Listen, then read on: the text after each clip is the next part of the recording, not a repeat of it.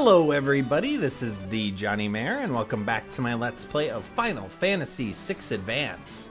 So my last episode, Emperor Gesthal and Kefka acquired the power of the ancient statues, or Warring Triad, and it used that power immediately to yank a continent out of the ground and force it to float in the sky. So we chased after them with our party of Edgar, Sabin, and Strago, and we happened to come across Shadow, who fortunately was not taken out by the Empire.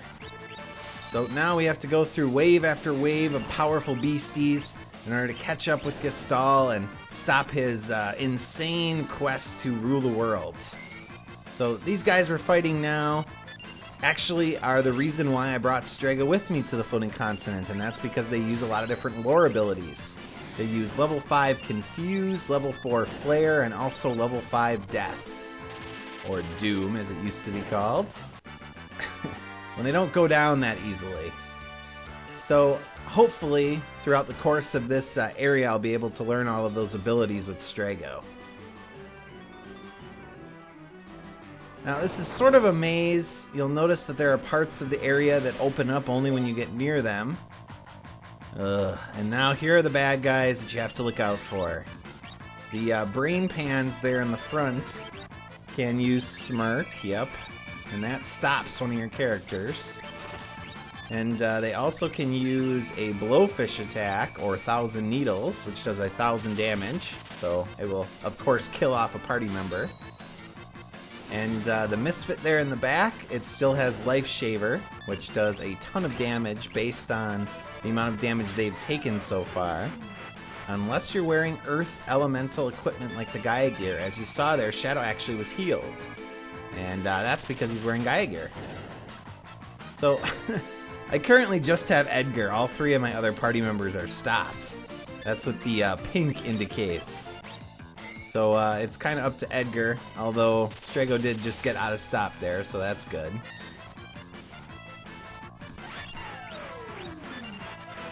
Uh-oh. Jeez. Strago's almost dead. But this is the worst combination of enemies that you can face up here. Uh-oh. Oh no. Survive it. Ugh. Well, that changes my plans. Just because of the power of the different enemies you're facing and that stupid Misfit. Making me use items when I don't want to. How annoying. Kill it! Well, I doubt it'll survive an Aura Bolt. Yeah. Not surprising.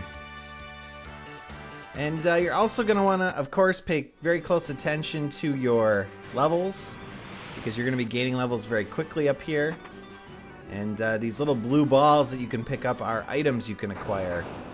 So there's one down here too, but this is a monster in the box, so you're going to face a large enemy that uses a ton of physical attacks, so you're going to want to have Phantom equipped, and I think I do on Edgar. So the first order of business in this battle against the Gigantos is hopefully not die, but then cast Phantom so that it instills clear status on all of your party members. Now his physical attacks will do nothing, because he counters 3 times for every attack you do. So now he's just a big softy. You don't scare me anymore. You can flail away at the wind. It will do you no good. And the item you actually get for beating him is another sword for Shadow. But I like to have the Thief's Sword on him right now. And that's for a couple different reasons. The first is that it increases his speed, so it helps him get to Behemoth. So this guy counterattacks too, pretty much any attack with Beatdown.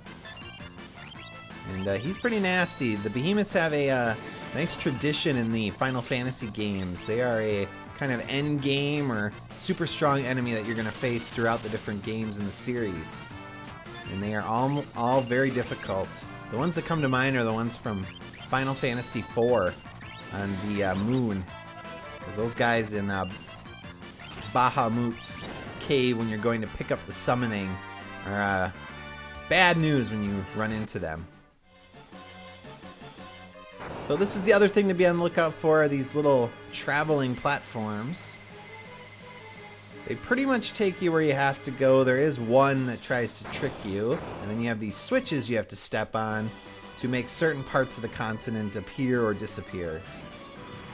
So a little bit is trial and error and making sure you're not going too high or too low. So like, I'm not remembering exactly. No, there's no switch down here. And of course, you're going to get your resources taxed, as you're seeing, because the random encounters are very, very frequent. Lots of misfits and lots of brain pans. So here's our only choice. If you take the one on the right there, it goes to a dead end. So we're going to go with the one on the left, and ninjas! Well, Shadow has to say hello. These guys are pretty tough if you don't get a preemptive attack, because they have the scrolls they can throw like Shadow, or actually shurikens as well, and those do a ton of damage. Learning some good abilities. Sweet. Love the look on Edgar's face when he drops down. So this is the last switch we have to hit.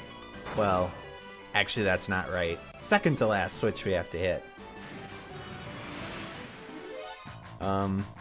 Actually that's not right either. Hey, it's a new enemy. So these guys are tough too. They have tons of HP, and they have a really nasty ability called Cyclonic or something of the like. It's a wind-based attack that does a lot of damage. So hopefully we can kill off most of them before they get a chance to use it.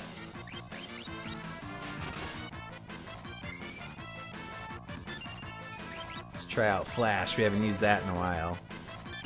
Well, not very powerful. Edgar's abilities are getting a little bit weaker. He doesn't really have high-end abilities like Sabin does. There was Cyclonic. Sabin's blitzes kind of scale as you progress in the game and get more powerful. And we're actually going to get a really awesome one very soon when we level up a little bit more with Sabin. And that is Chakra, I think it's called now. The monk healing ability. But it used to be called Mantra, maybe? I'm not remembering exactly what it was called in the original version. I think it was Mantra. So now this area is cleared out for us, so we can continue on. And we do have a save point coming up, so that's good, because my party members are getting pretty low on resources. These frequent random encounters are taxing me. That's where that dead end is, up there, to the left there. If you take that other pathway. Ah, and here's the dragon. So this guy is not so much difficult in terms of his strength, but he does have a counter ability of the sneeze or snort attack, which will permanently get rid of one of your characters in the current battle. So I'm going to start whipping out my most powerful attacks, including Aqua Breath. And there it is, so bye-bye, Shadow. It was nice knowing you. He's gone yet again. Hopefully we'll find him. There we go.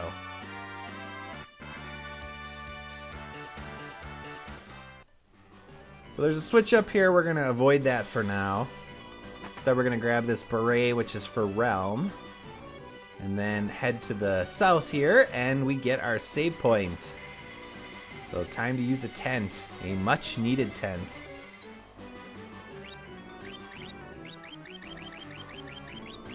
Take a little snooze.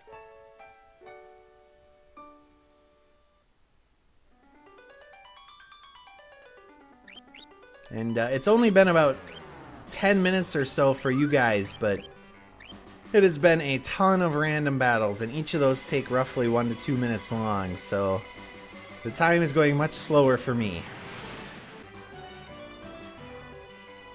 Alright, we have to hit this switch. This opens up the last little pathway.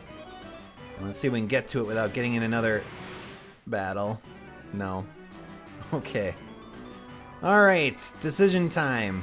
So, now you can decide to go back to the ship or not. If you do, you can switch out your party members and bring another 3 if you want. But you have to go through the whole floating continent again, so there's really not any reason to do that, so we're just going to skip it instead. And up here, we have a boss battle. I re-equip my party members with reflect rings.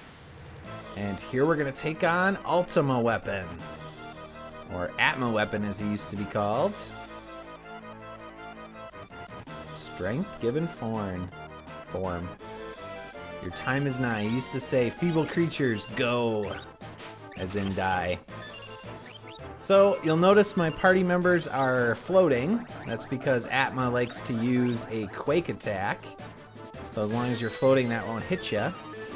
He also likes to use flare, which we have reflect rings on to protect ourselves from. So that'll bounce it off and hit him back. And I actually forgot to equip the Golem Esper.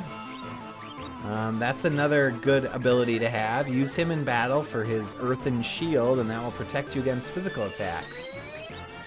And the last ability he has is a meteor attack, which is pretty powerful. And he might actually use Quarter too, which is a gravity attack. So let's cast Zone Seeker, which gives us all Shell. So that'll protect us from Meteor. And normally with the Reflect Rings, we won't be able to heal with regular magic. But since I have Sabin, I can use his Blitz of Chakra, like so. And that heals all the other party members and goes through Reflects, so I don't have to worry about it. I just have to make sure Sabin's at high health because it's scaled based on how much health he has left. So the more health he has, the more it heals.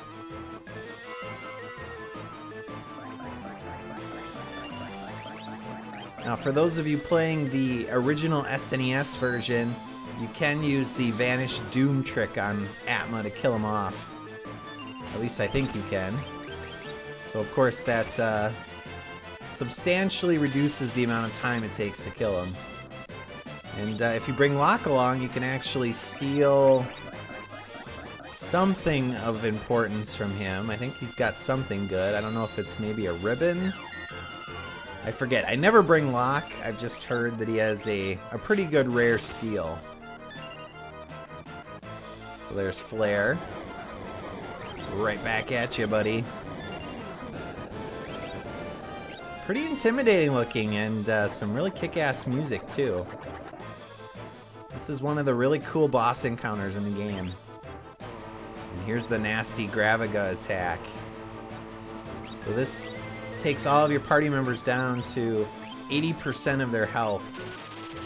Or 20%, I guess. It takes about 80% of their health. So now Chakra with Sabin would not heal very much, so I want to try to use high potions on him to get his health up before I use it again.